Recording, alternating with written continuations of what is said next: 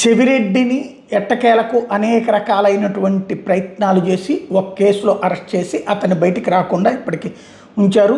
అనారోగ్యము, ఆసుపత్రి, ఆ తర్వాత మళ్ళీ జైలు, ఇదే నడుస్తున్నది. ఇప్పుడు సేమ్ బాటలో జోగి కూడా అవుతారా?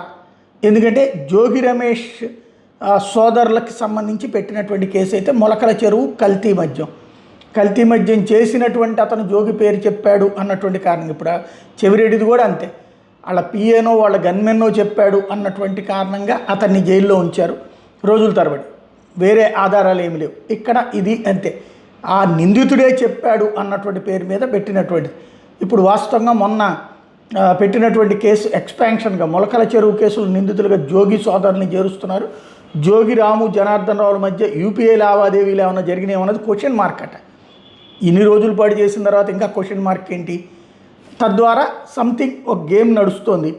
ఓవరాల్గా చూస్తే అందులో జోగి సోదరులు ఉన్నారు అన్నటువంటి పాయింట్ మీద వాళ్ళని విచారణ చేయడం అన్నటువంటి పేరుతో నెలల తరబడి జైల్లో ఉంచేందుకు అడుగులు పడుతున్నాయి.